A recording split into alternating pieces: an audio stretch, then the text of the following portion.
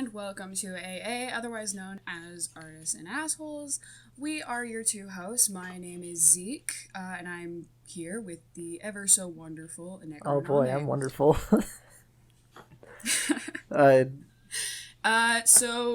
Yep, go ahead. I'm also known as Nathan in the real world, where I'm a disappointment and no one likes me. So just run with that. Run with that one. I'm the assholes here. Does that make me an artist and you the asshole? Yes, deep down, that's what it's always been. All the drawings I've done, the 6 years of my life that I've dedicated to doing nothing but art, almost 7 years now, I guess. It was all a ruse. I just want to be big ol' anus. So clearly, I think we made our tone pretty clear. Artists and Assholes will be your number one source for nothing but bullshit and stuff to listen to, while you, hopefully, are doing drawing yourself. Yep, that's exactly what we intend for. So today our topics will be artists that we look up to, starting with that. So, it's a known secret, therefore it's not a secret. It's a known fact. Deep down in my heart, there's only one man. That man's name is Brian Lee O'Malley, Canadian. You might know him for, a little project called Scott Pilgrim vs. the World, aka an indie phenomenon. And ironically, not my favorite thing he's done. I really like it a lot. I've got all the books. I've got the color editions as well. I've sunk way too much money into it. But I've always been a fan of Lost at Sea. That was the first book I read by him. And I fucking cannot get enough of Seconds, which was his follow-up book after Scott Pilgrim ended. And it's, really well done. But the art, his art specifically. So he's had assistants, and they do the backgrounds for him. That's fine. That's cool. But that man's a fucking genius whenever it comes to character design. So, he's someone that very much suffered from same face for a very long time, and I'd argue still kind of does, a little bit. Not as much, but there's definitely a lot of faces that look exactly the same, which is something that a lot of artists, specifically cartoonists like Zeke and I, suffer from.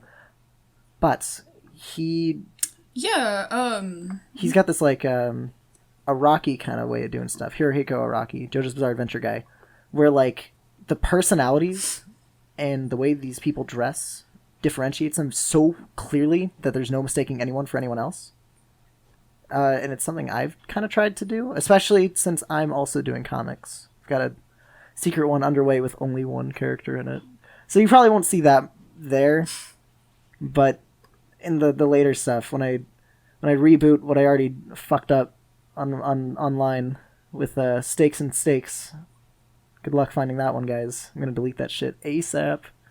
I'm hoping to kind of hone that myself, because I respect what he does. Well, yeah, and as for me, I'm totally going to just jump on the bandwagon here. Oh shit. An artist that I have looked up to long before the huge phenomenon that is Steven Universe is the lovely Miss Rebecca Sugar. I think I'm one of those rare fans that actually followed her art and kind of saw her pathway, because she actually started off just kind of freelance working for Cartoon Network. She worked a lot on the storyboarding of Adventure Time. She even voiced a few characters, very minor. She didn't.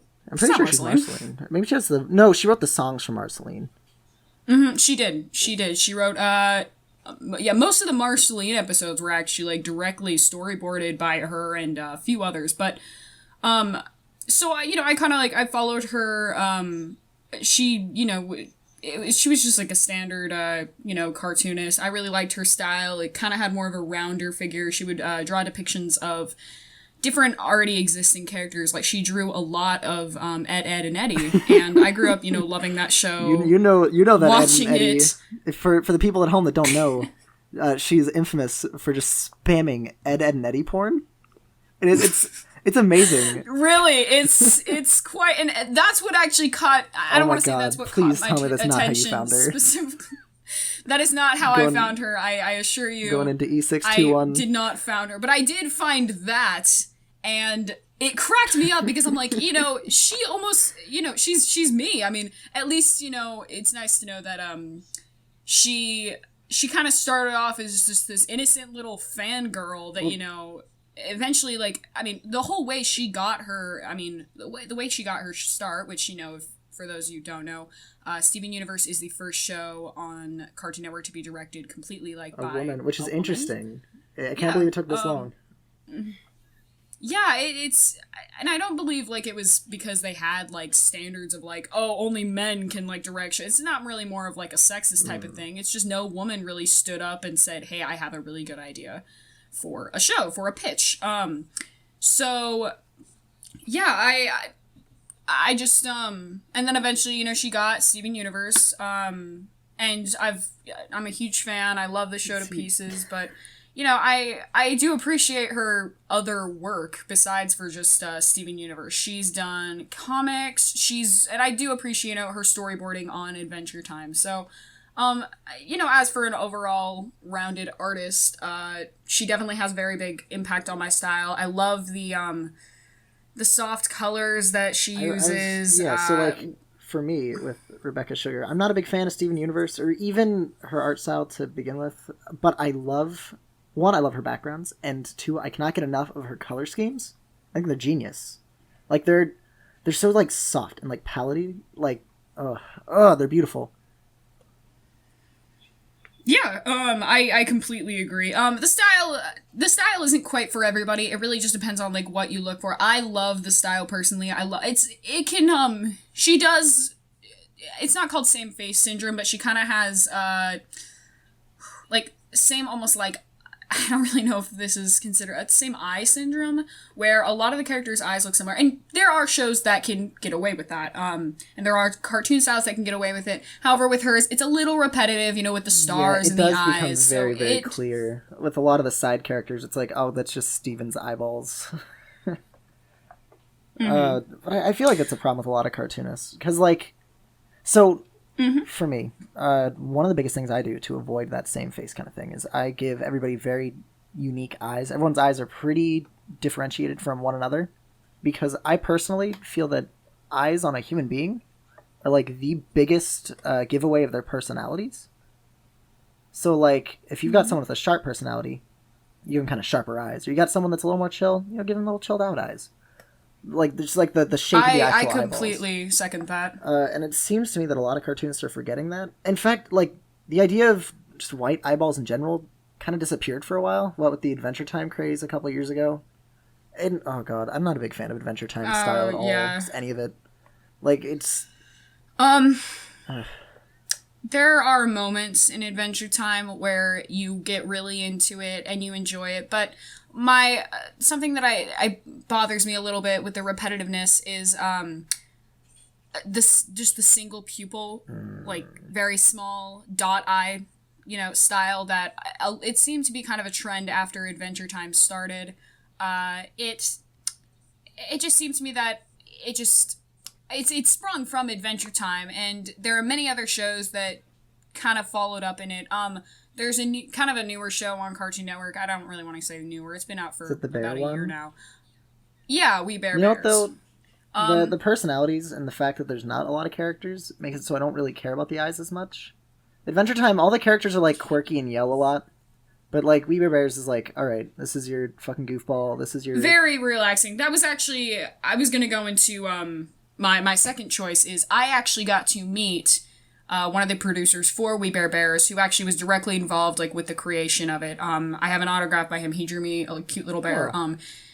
His name is Manny Hernandez. Wonderful guy. He actually used to be an executive for Disney, and he was kind of telling, like, his life story. Now, all of you viewers should know I am not the biggest Disney fan. Like, I appreciate what Disney could do back then and, like, the wholesome cheer of it all and, like, how cute it was. There are only... I don't hate Disney, but I think that they shouldn't run the animation show. I think, like, you know, there are many other movies out there that are not Disney. Blue Sky, Rio, Michael Cera, Not Bird. No! We're not going into that in this pod stream. Maybe another pod stream. Pod stream. This is a pod stream now. Now this is pod streaming! So... As you're saying, I agree. Disney's kind of overrated. I love the classics, and I hate these stupid remakes where they put really bad aging CG into all of them. Like there's a new Tarzan movie coming out soon, and there's the Jungle Book, and there's really edgy Snow White. And it's just like, just stop. That's really that bugged me too. I watched I saw some of like the newer like real life CG ones. I saw the Jungle Book. I saw. What did you think of the Jungle Book? I almost saw it, but due to unfortunate circumstances, I was in the parking lot and immediately had to leave. So I never got to see it. Okay. Well. Okay. It was good. It was all right. It got a lot of actually really good like critic reception. I think it's because critics are just eating up this like super edgy like 2 Real 5U bullshit. Like even the Marvel movies are starting to do that, and I used to respect the Marvel movies a little bit more when it was still young, and it's like, oh, these are fun. They're just fun standalones, and then they started doing like the combined universe and started getting darker. And now you've got like, oh man, Captain America's beating the shit out of Iron Man. He's bleeding everywhere. Oh my god! It's like, what happened to fun? Yeah. What happened to it? With the Jungle Book, okay, so I've seen a lot of like the new Disney reboots. Like I saw Maleficent, I saw Cinderella, and then I saw Jungle. So how do I explain it? I believe it was better than Maleficent and Cinderella, but I didn't like Maleficent or Cinderella. Just for they were okay movies. Maleficent felt way too rushed.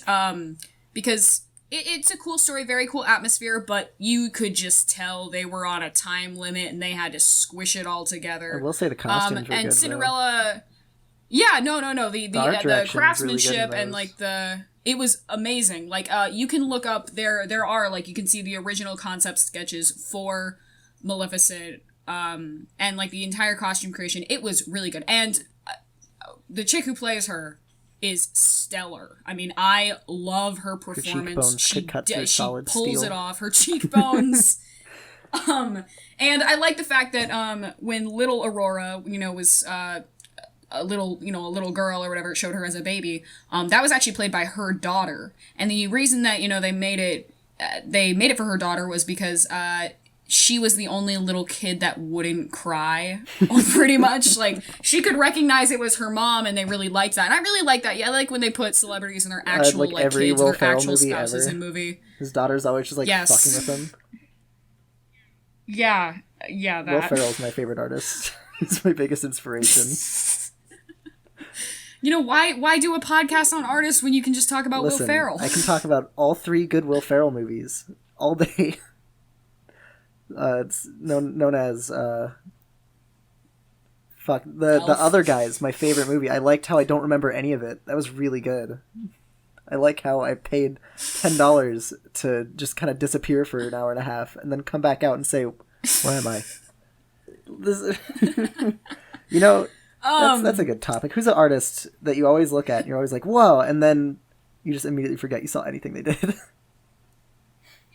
Anything by Rat Fink. Who's Rat Fink? Rat Fink is a motorcycle, pretty much like a motorcycle decal artist. All of his art is absolutely disgusting. Yeah? His art literally makes me want to... It's almost like a psychedelic Beavis and Butthead style. I was introduced to it by a close friend of mine quite a few months ago. And at first I'm like, I don't really know how I feel about a gross out style. But then I got more and more into it, and if I'm probably like the most scared. I don't know. I'm the most timid person when it comes to like riding machinery. Like I can barely drive a car. Okay. Like don't drive in a car with me. But if somebody were to give me a very nice Rat Fink, styled motorcycle, I'd be out of here and driving all the way into the ocean faster than you could say Rat Fink 3 times. So I enjoy Rat Fink. That's kind of a lesser known artist that I think, lesser known that probably should get more recognition. His work is awesome. He came to California maybe about a year ago. I wish I would have taken the opportunity. What about you? Any smaller artists that you look up to? I really like Jason Fisher. I discovered him through his work with Brian Lee O'Malley as a background artist. And the dude... Mm-hmm. He's mostly well known for being a colorist for... You ever read Kaiju Max? It's pretty silly, like tongue in cheek. I have heard of it, yes. But he's been doing his own thing more and more. Like he's releasing his own comics, his own IPs, like busting out like freaking crazy. For you guys at home, you can follow him on Instagram at Studio Jfish. The dude's really nice. Yes, you know what? I have heard of that. Yes. He's like, he seems like a decently good businessman too, which is something that's like weird for artists because artists are not good at money. We just want to draw pictures and not deal with anything. Yeah, I'll drink to that. But he seems to know what's up. He sells a lot and he goes to all these conventions. He's able to make a living doing what he likes, and I respect that. And I hope to be that someday. As opposed to I think a smaller artist that I think I look up to very well. That's mostly just a online artist right now. It's you, Nathan. It has always been you. Even when I was shit. This entire time. AKA up till this fucking day. I'll stand by. My art's probably not the best. Oh, come on. You're like one of my favorite artists in the world. My heart. No, an artist that I really, really, really enjoy that I think she should get much more recognition. She is on she's very active on her Instagram and pretty active on her DeviantArt, and a few other websites, but her, name is Cream X Butter. Her art style it can go from adorable to incredibly dark.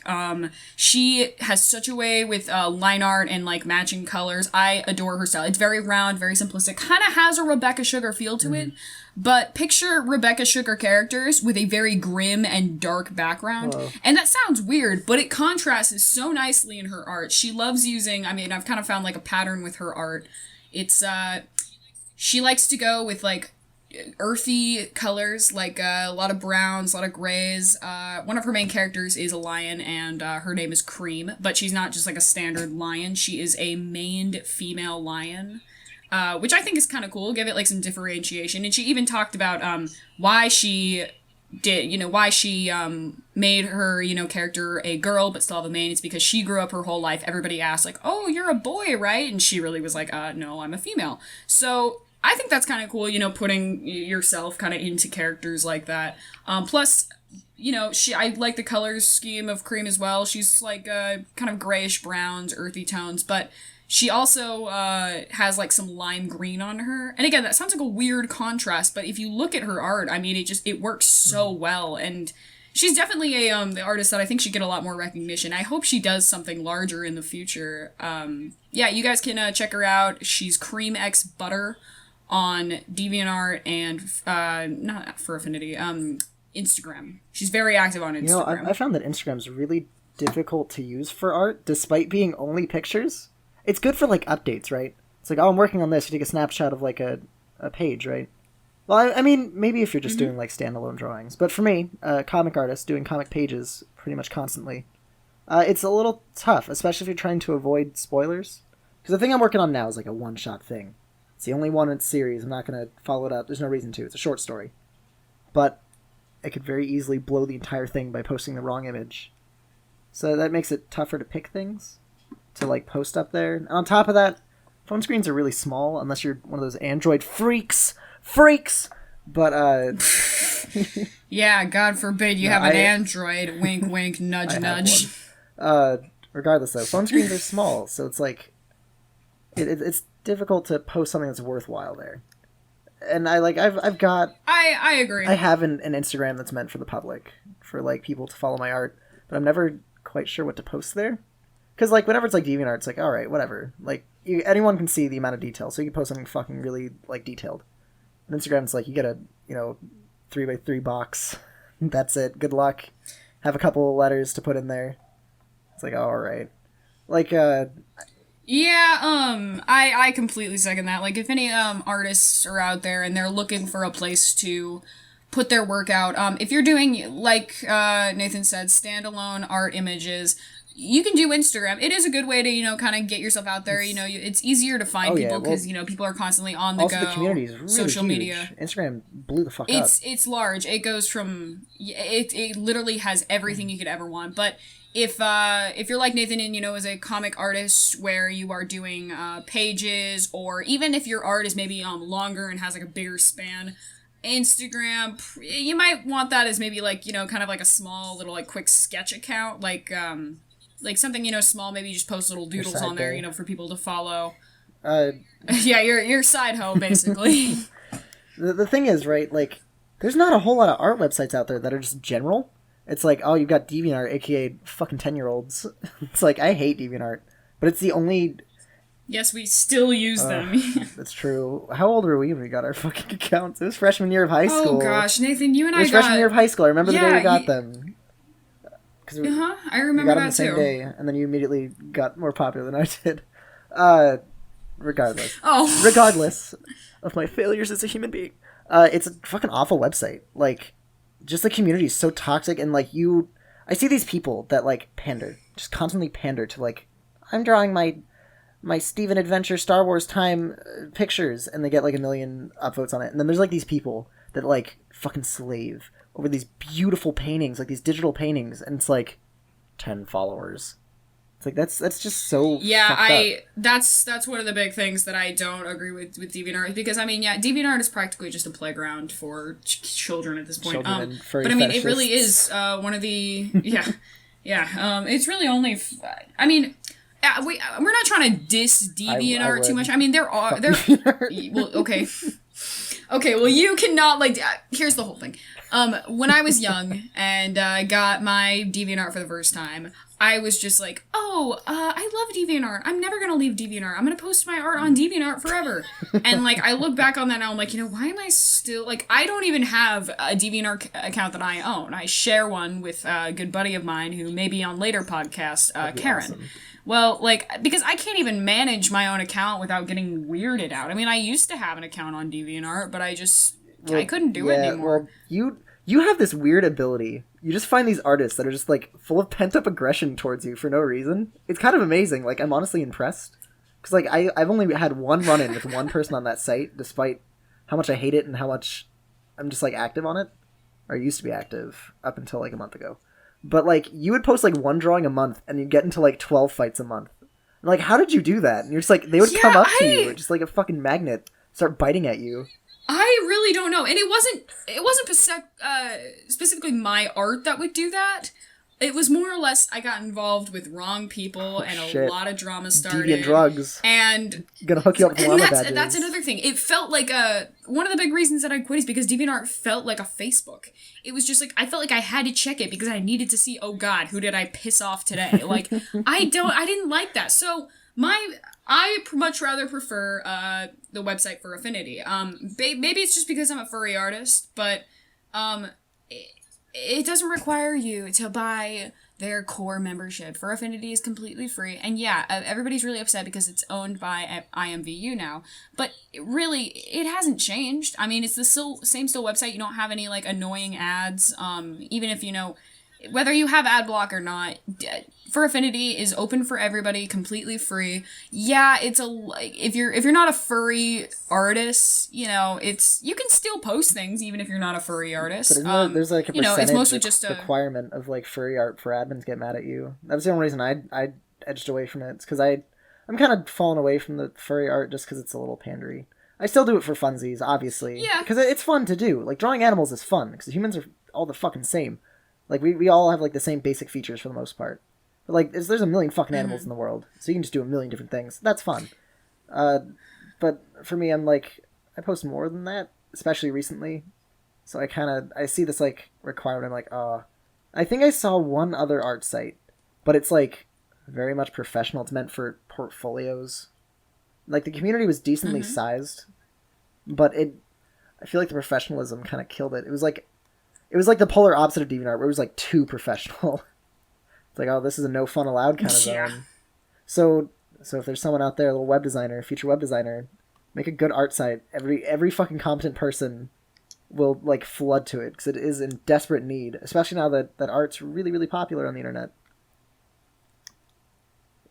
Yeah, it seems to be that, like, art is suddenly, like, the big thing. I see, like, new people every day, like, getting into, drawing digitally or traditionally and posting it online. It's at its high point right now, which is good. A lot more webcomics are coming out, a lot more, undiscovered artists are becoming popular, and that makes me happy that, you know, people are getting recognition for their talents. But those Five Nights at Freddy's MS Paint posters. Getting that recognition, boy.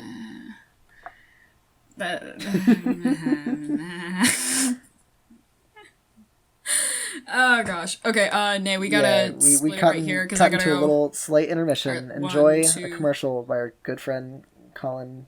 I touch little boys Atkins. He doesn't do that. Oh, what? Oh, right. Artists and Assholes. You should watch it. It's got Nathan. He's all right. And it's got Marcus. Sometimes we have guests, I guess. Yeah. Watch it sometime, I guess, or not. I don't give a fuck.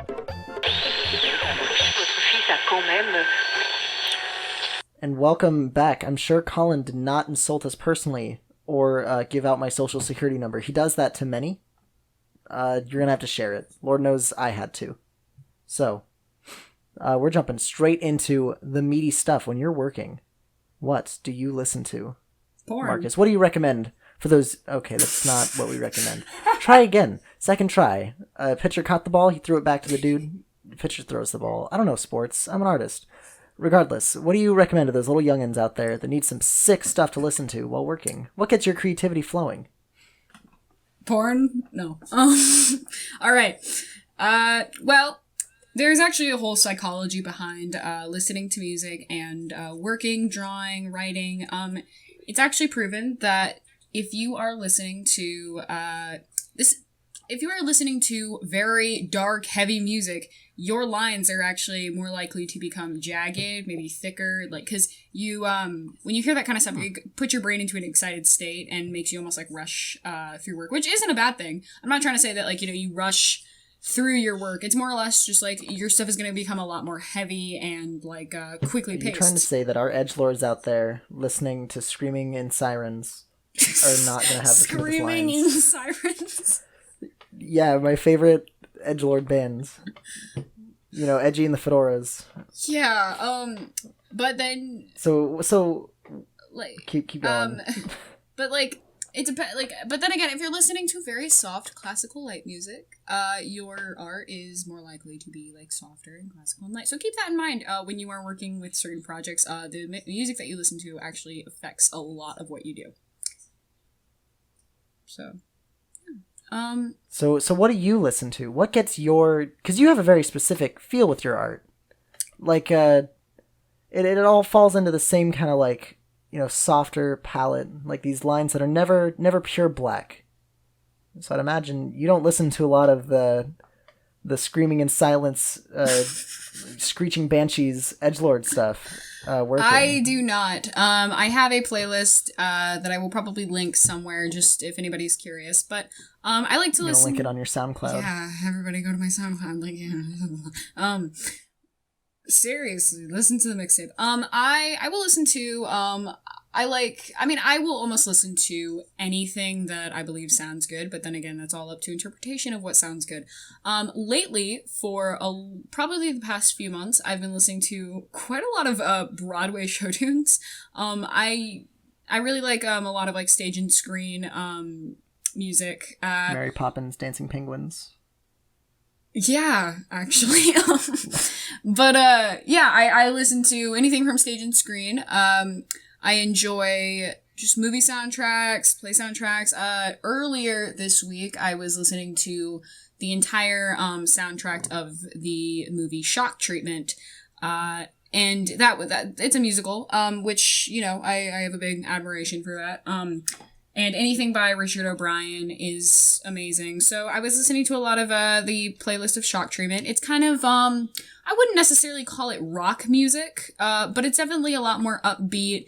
Has, like, a good flowing, like, feel to it. But besides for that, I love anything from, I mean, Pandora really just decides what I listen to, and I don't decide. I will listen to, I think as of lately, I've been really into, this sounds really contrasting, but I love anything from the Bloodhound Gang. I don't really admire the lyrics of the Bloodhound Gang, but the singer's voice is mesmerizing. Yeah, it's got a unique sound. As for me, so I've got those dark lines. I got that jagged art style. And my golly gosh, my friends, I love me some edge music. Ironically, a lot of the stuff I'll be laughing to. I'm like, this cannot be fucking real. Sure enough, it's real. But when I'm not feeling like running on 4 layers of irony at once, other than podcasts, I listen to a lot of like really weird indie shit. What I do, so I don't have a Pandora account. It's not because I'm boycotting Pandora or anything. I don't have the motivation to go figure out how that shit works. So I just YouTube. So okay, sounds a little mean as an inspiration art podcast, but I love finding me some really bad map collaboration animations. Oh, that's mean. But that's so fucking funny. Because like those songs clearly spurred these people's creativity to make something, even if it's not the top quality. And it kind of does the same for me. I found a lot of bands and songs that I really, really legitimately enjoy through looking for unintentionally bad maps. And if you do maps, I know you do, Marcus. I don't. I really don't do that. My partner. Oh, it's your partner. Oh, no, my partner in time. Literally. Dude, oh my god. My partner in time. Literally. R.A.P.D. She's really into that. She really likes doing maps, which are differences, multi-animator project, multi-artist project, multi-editor project. So she's into that, and it's simply not my thing because I like to animate, but doing big parts like that, I just can't see myself like doing that. I like to do simple animations, like icons or just like little things here and there. It's not that I can't do it. I just simply, it's not really a field that it's not worth big old man Marcus's time, is what Marcus is saying. Or Zeke. Shit, I'm gonna edit that. Might be. I'm gonna edit that. I'll edit it, it's fine. Zeke's too good for that shit. Zeke's just a big old strong buff man, punch you in the face for even saying the word map. Honestly. Yeah, my persona is literally a big man. He does not have the muscle. You wanted to do a map once upon a time because you asked me to do a part in it, and then I never did. I don't want to talk about it. You want to do sweater weather. I remember. It was funny. What was that? Sophomore year? Freshman year? High school? Sophomore. That was a long time. No, that was a long time ago. Back in the good old days of high school. Back in the good old days when it was all shitty and sucked, and everyone's like, "Man, high school was so good." It wasn't. Don't fucking lie to yourselves. I really, really, really like Anamanaguchi. Borderline favorite band? Easily number 3. Very easily. Like, especially their album, Endless Fantasy. That shit's fucking perfection to work to, because it all flows so well into itself. Every song is just like, oh man. And then before you know it, it's a new song, and it's halfway through the new song, and it just repeats itself forever, and before you know it, you've been drawing for like 2 hours. You've already listened to the album twice, you just didn't realize it. It's beautiful. It's really good. I very, very, very highly recommended. I wouldn't say they're very undergroundish anymore. They've kind of hit the mainstream a little bit. I've seen their songs in commercials. Other than that, like, I'm kind of a fucking tool. I love me some Blink-182. I love me some Red Hot Chili Peppers. Oh, I do. I really do. Don't call them lame. Both of them actually have new albums out, and they're both good. I would not say phenomenal, but my golly gosh dang, does it make my heart happy knowing that these bands that stopped being relevant 10 years ago are still making music. You know, this will be a fun topic to bring up. Oh god. Do you ever, like, maybe, this probably is just me, but, do you ever go through, like, a spritz of, like, parts of time, you know, where you're listening to your regular music that, you know, you normally listen to, and then for, like, maybe about a week, or even, like, a month in my case, you will listen to, like, completely different music, and then just stop listening to that music and go back to your normal stuff, and then, like, there it is, and, like, it's just gone, like magic. Gone. Oh, like the music that you listen to a certain type of music for like a month or a week, and then you never do it again. Never listen to it again. Sort of. So like I said, I don't use Pandora. I mainly use totally legally put up YouTube videos, and because of that, I'll go through like the liked videos on my account or whatever, and I'll listen to those. I'll put it on like an autoplay, put in playlists. But what happens is it's split into like two sects, and like I just keep alternating between them. So it'll be like, classic, like pretty big stuff like the Red Hot Chili Peppers, Blink-182.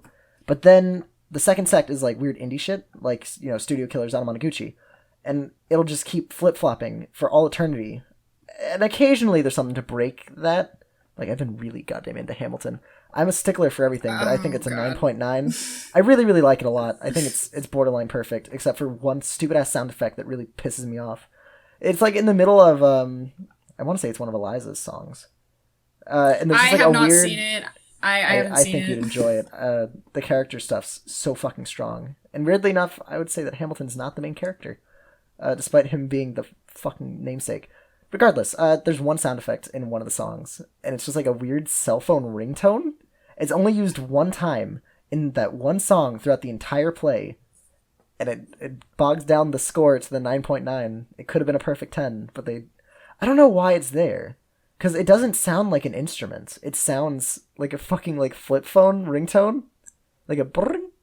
You know what I'm talking about? God, I know exactly I'll what have to find it for you once we're done recording. Because it peeves me so much. It's like ruins what otherwise could have been perfect. Because, oh my god. I've been listening to it a little too much, actually. Because my car does not have auxiliary cables. So I can't hook up my phone to it unless I want to buy like one of those weird cassette to phone adapters. And I'm not into demon magic, my friend, so I haven't looked up how that even works. But it does have a CD player. And I bought the Hamilton CD like 3 months ago, and it's been like borderline the only thing playing in my car for that long, and no one wants to ride with me anymore. Imagine that. Why can I imagine you were just driving your car and like you have some friends in there, if you don't everything's think going I'm belting good, that shit.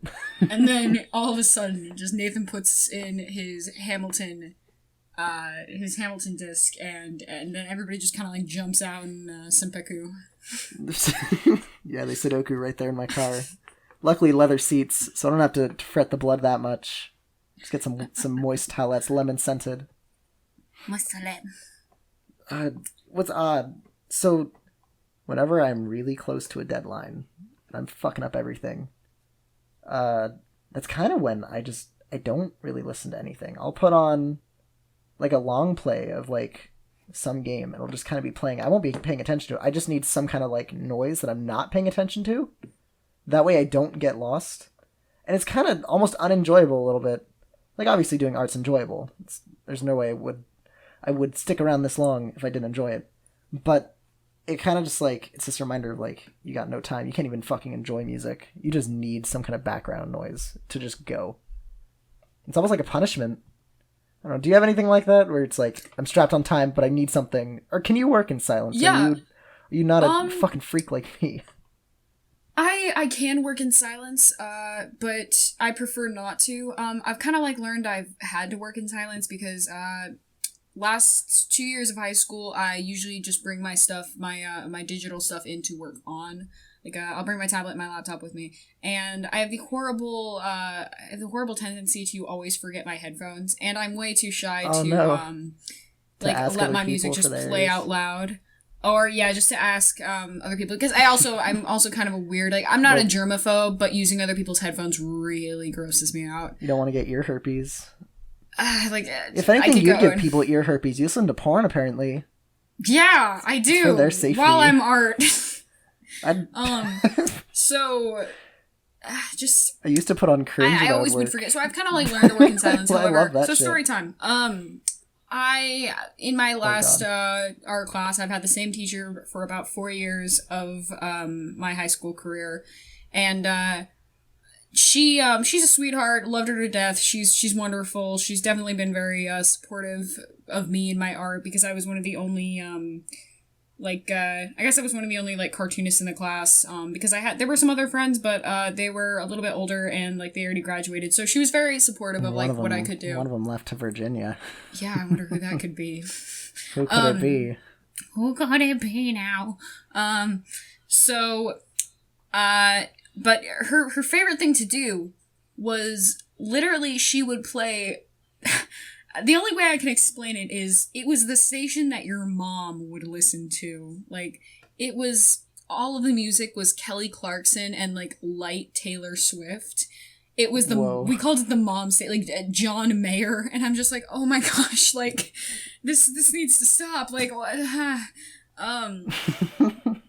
It was not okay. It was not okay under any circumstance. So I had to sit there and cringe because it's just not my music choice. I mean, I don't hate people that like that kind of music. You do you, but like, oh god, it was so hard to sit through.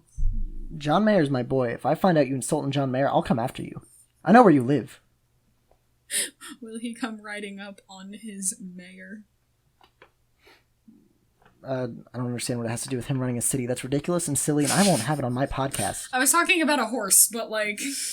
What even is a horse? Is that one of those, like, really skinny cows? Fuck them. Quality content, my friends. Stick around. There'll be 5 more podcasts within this week. You can hear more of this bullshit. Oh god, Jesus Christ. No, even I wouldn't want to listen to myself five different times in a week. I'm fucking conceited. I'm taking a community college art class because I got a fill thing, and I was like, I know art, so I'm taking it, and it's very clearly not for artists for the most part. Like, is it for fucking babies who like? Essentially, she's just like, hey, do a still life. I don't care what it looks like, just do it, and you'll get the points. So I'm like, oh fuck yeah, dude, I'm gonna make it cartoony, and like the way I do art. The way I do my comic art, which will blend into another beautiful thing for us to talk about. I do my art almost entirely physically because I'm a pretentious fuck. I love humanity in my artwork, and digital art's very perfect, just in a lot of ways. It's hard to make it look imperfect. Even if you fuck it up, it still looks like it's meant to be that way. Unless you're like doing MS Paint shit. Fucking Five Nights at Freddy's 2. Don't hate MS Paint. Come on, some people can do a good MS Paint. I can only think of you. I don't think. I can't. I guess I've seen a couple. I was not even thinking of me. I was not thinking of me. I was just thinking of like people that I know that are it's good hard to at go MS back, Paint. man. Oh, so regardless, I'm used to doing fully, like, really thick, dark lines because I break out a watercolor brush and dip that shit into India ink. More specifically, Pelican ink. Their consistency is very good. Highly recommended. Import watercolor brushes. Rosemary & Co. They're good and cheap. Buy their stuff. They're cool people. Regardless. So I have all these like thick blacks and like all these crazy colors. So I bring it in like, alright, this is just going to be okay. I'm looking around. It's like, I used a number 2 pencil to draw a cake. It's like, oh god. So everyone's fucking like clamoring over like something I thought was okay. Like there's a part where I had to break out like my fucking 5-year-old sister's little markers because I had the wrong pastels. I didn't want to use them. It's like I need a thick color because I had chalk pastels, and chalk pastels don't go thick on tiny surfaces. So I break out these fucking kids markers, and everyone was still blown the fuck away. It's like, hey, oh my that's god, awesome. I've done it this time. I feel accomplished. But ultimately, Zeke, on the other hand, Zeke's a digital freak living in the Evangelion like future. I'm staying behind the fucking 18th century. Welcome to Digimon, digital monsters. They're the champions after all. I'm stuck in fucking Victorian London with the Black Plague and Edgar Allan Poe touching his beehole in the background. So why did you stick digital after all this time? Because I tried digital, and then I was like, fuck this. It's like having a hybrid now. I do actually do traditional artwork. Don't think I do. I actually have, like, a lot of my traditional art can be found on my Instagram. I use Instagram for a lot more traditional art. And then I use my digital stuff for, online, like a DA and FA. So, but I mean, like, digital's still your preference, correct? Yeah. At least it was a while back. Digital is my preference. Personally, it's just because, I understand a lot of people, like the traditional media of, like, actually physically, being able to draw something rather than just doing it on a computer.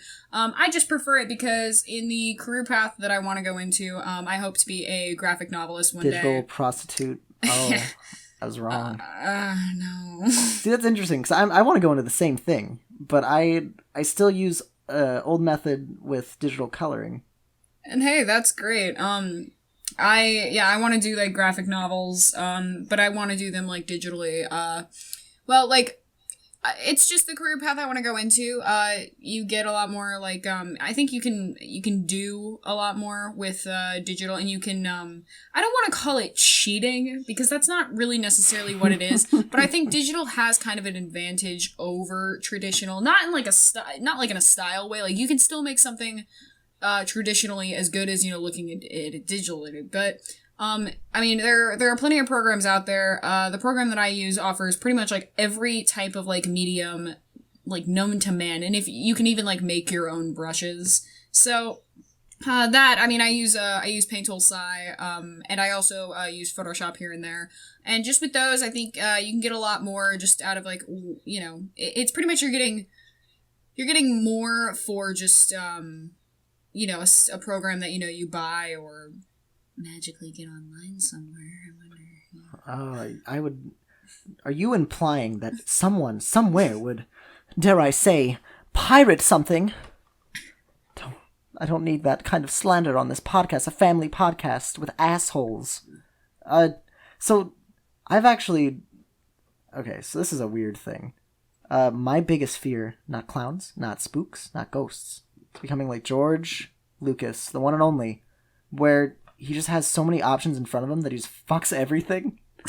That's another big reason I like the physical art, is because you can only take it so far. The rest has to be done editing-wise. Mm-hmm. And sure, I guess technically, the sky's the limit whenever it comes to the post-production stuff. That's a lot of work, and it really discourages you from going too insane with everything. So that's why I stick to like, alright, I'll color my lines, and I'll do this shining, the shade. But it stays generally basic, and it creates really focused images. Like, when I post this, when I post the YouTube version of this, I'm hoping that I'll have a completed page for you. Put it up right here. I'm hoping I'll be able to find that when I'm editing. You can see there, I try to frame stuff like a painting. But if I was going full digital, I'd like mad scientist that shit and just go too insane with all this stuff I can do to the point where it become kind of cluttered, rather. And that's something you're good at, Zeke, is like you don't make it too cluttered. You keep a good focus, but you still keep it complex.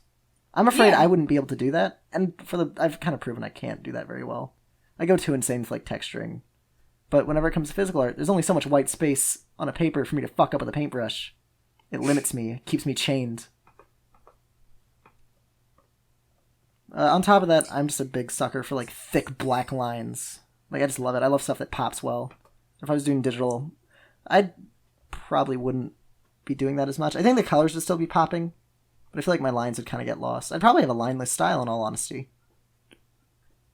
It's weird. Yeah, that's nice. Person. For me, I started off with very thick lines.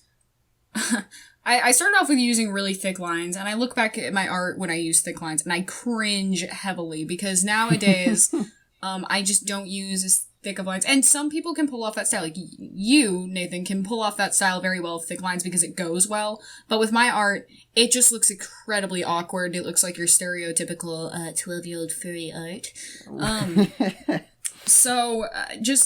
Now I use pretty thin lines, but then again, I use huge canvas sizes when I'm doing digital stuff. Like, most people use only about a 500 by 500 canvas, and that's already pretty big. Wait, that's really? Stretching it while, yeah. Oh my god, I've been doing it wrong. My canvases are like 10,000 by like 50,000. Yeah. That's exactly what I am doing too. My canvas sizes are huge, and people are like, "Why do you do that?" I'm like, "Well, it's smoother. Yeah, it looks a lot smoother." And there are people that, and like, I have friends that literally I think the biggest canvas size she's ever used is about 700 by 500. And I'm just like, is wow, it Quacking Dragon? That's like a baby. No, it's not Quacking Dragon. But yeah, I use really large canvas sizing because it makes things look smoother. I also with my stabilizer, I literally use probably the most like softest, I believe on Paint Tool Science, I think I use about S2, which is... Whoa, you're in the S's. I think my cap's like 7, dude. Oh, are you serious? God. Yeah, like I said, I like fucking flaws and things. Nah, I can't imagine trying to work with an S. What was yours, S2? Yeah, I use S7? about S2, S3. Oh my god, I'd go insane. Because at that point, it's not my hand doing the drawing, it's the program, like, making judgments for me. Yeah, it's interesting. Yeah, it's, that's kind of like a interesting, it just reminds me, like, if I use anything less than 14, it just doesn't feel real to me. It feels like I'm drawing on MS Paint when I use anything less than 14. I think middle-wise, I could probably work with a 15 as well. I have been working with 15 as of lately instead of my S2, but... I mean, it's all up to personal preference of, like, you know, you can get accustomed to, you know, your hand going a certain way. One of my favorite artists who I probably should have brought up a while ago, he goes by the name of Fashion with a PH. Yeah, he has some really cool art, very kind of an anime-esque style, but he does his own work. He does a lot of furry art. I'll throw up a few art pieces right here of gonna throw in some porn pics. Totally. Goes banned from YouTube. No, but anyway, he actually got featured in an actual book. I believe it's just like a draw furries book, but he had actually got published in it, and he talks about you know how he uses Paint Tool Sci. He's one of the only big time artists who uses Paint Tool Sci. But I find odd that program's borderline perfect. Like it's it's so natural feeling. It just feels like you're drawing. It does, and that's what I enjoy. Like with about Photoshop, it feels like your hand's in a fucking saw trap. It's like one wrong move and you fuck up everything. Seriously. Well, and with him, he talks about what his size, what he uses on Paint Tool Sci, what his preferences are, and I read through it. This guy uses S7 for all of his work. And I'm like, how? Like, it's incredible. His lines are incredibly smooth. Like, and he's a great artist. I love everything by him. He has some really, really, really nice character designs. But, damn, I don't know how somebody can work with something like that. It's just incredible to me. I can hit S2 and S3 sometimes. But, I mean, all the way up to S7, I could never do that. I don't think, could you?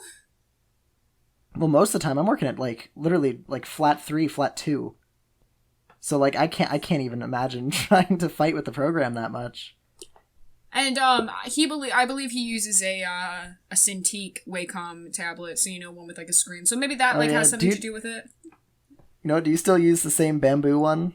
Oh no, I actually upgraded. I know you. I have a Wacom Intuos XL. It's actually bigger than my laptop. It's huge. It's way bigger than I really needed, but it was a Christmas gift from my parents.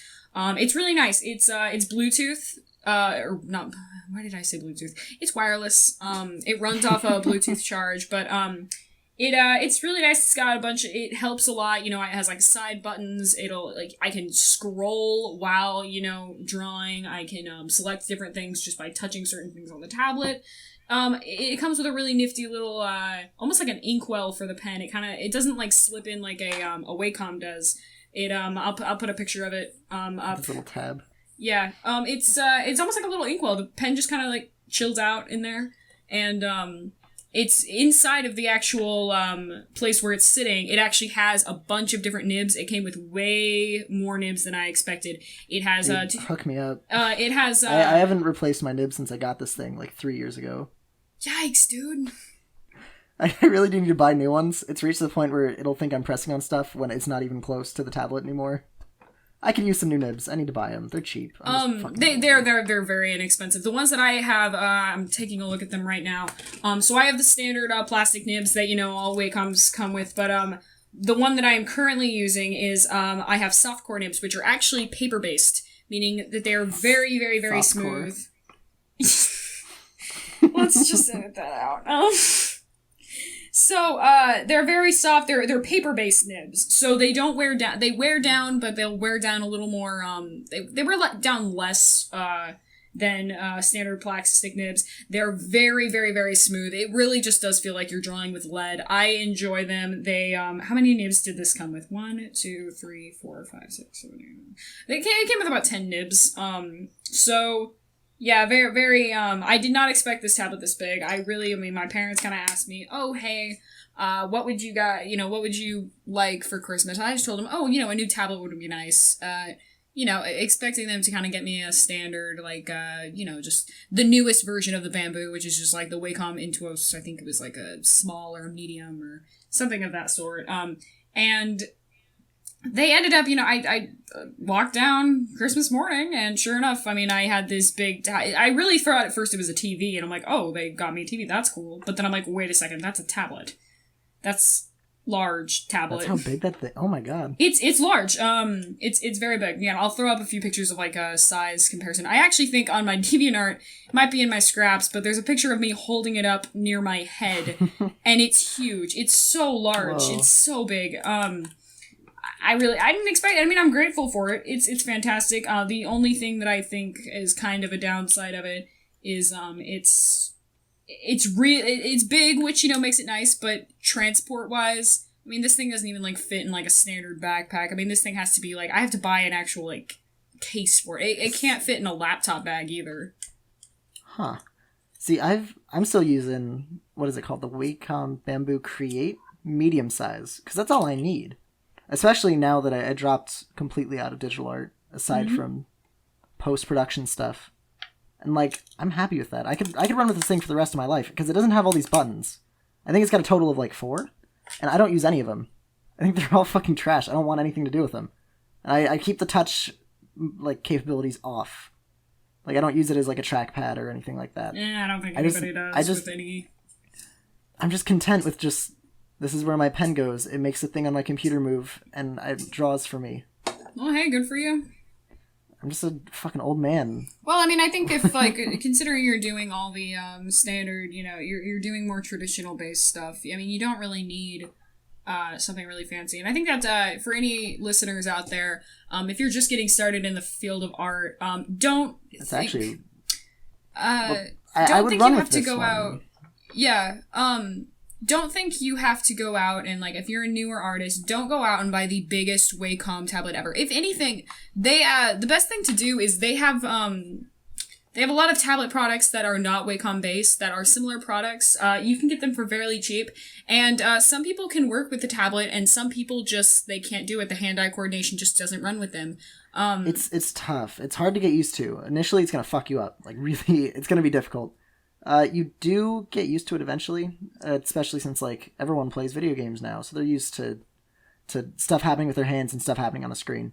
But ultimately, I agree, do not go with the highest end, $1,000 tablet. Pick up a cheap one. Start cheap, at the very least. Or if you're really hell-bent on starting off with, like, a really quality product, go with, like, a mid-range one. $150 to $200 tops. Yeah, Because that's ultimately all you're going to need when you're starting out. Because there's no way in hell you're going to be using all these fancy extra features when, you're still hooking up MS Paint. What is with this podcast in MS Paint?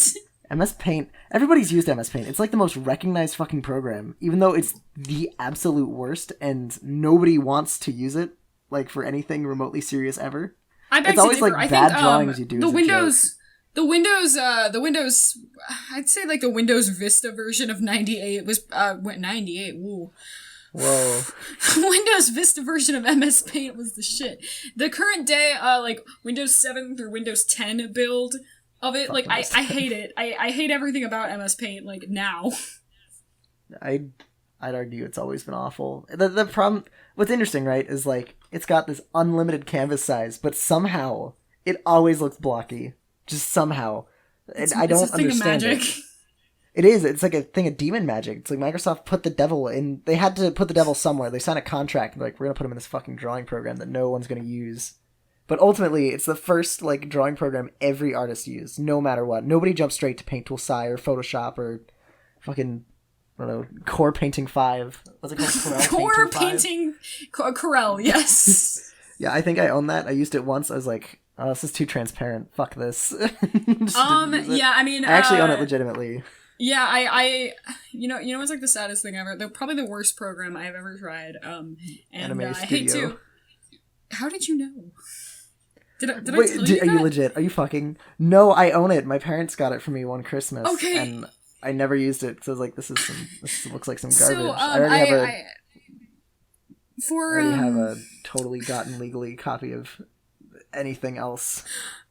For Christmas one year, I had a relative, just like a distant uncle of mine. He sent me a gift, and I opened it up, and it was like Manga Studio. And I'm like, Manga Studio is actually really, really good. No, it's not Anime Studio. It's just like standard like anime comic studio. Yeah, no, something. Manga Studio is amazing for black and white comics. It's No, got I really know good, that. I'm not half talking plan. about that. Oh, okay. This is like this is just like a don't you be dissing Manga Studio anime on my program. podcast. And No. Anime Studio. It's just like Anime Studio, draw a comic. I don't know, but I literally was like, let's try it out. I can do this, and I booted it up. The first thing it made my PC crash. Wow. I tried to install it. Halfway through the installation, my PC went blue screen, and I'm like, something feels not right in this sense.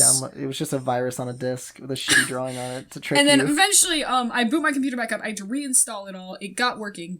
It was the most laggiest. Honestly, it was like, oh, you want to learn how to draw anime? Trace this anime eye. Trace this anime girl. And I'm like,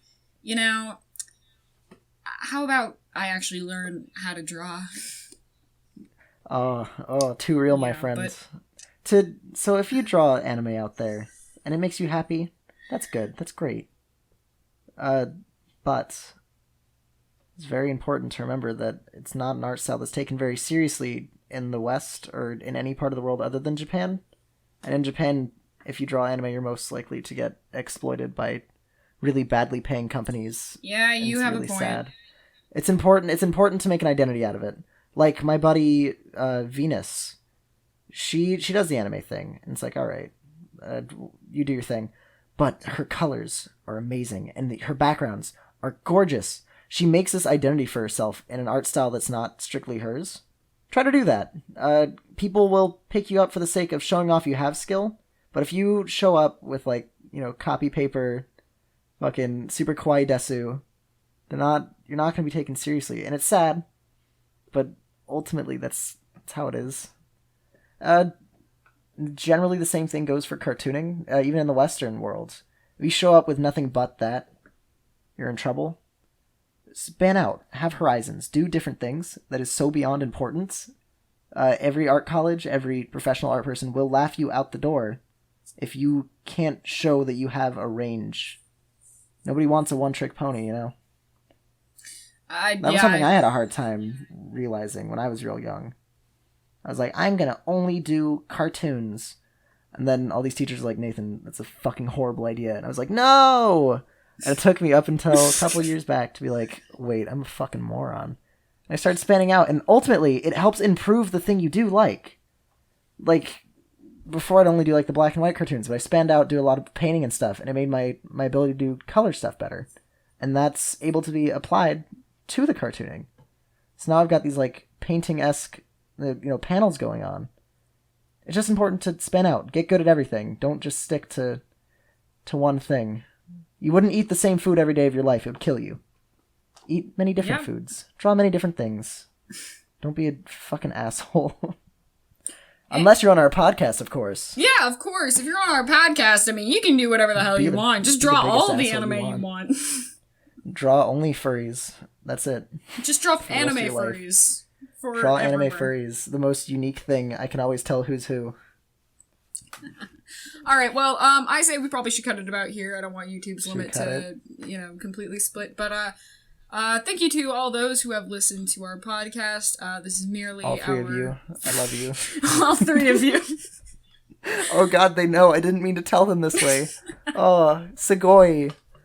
All right, thank you for listening. I hope you had a good time. My golly gosh dang. We hope to see you next time. Catch this you is later. Nakaname / Nathan signing out. Rest in peace.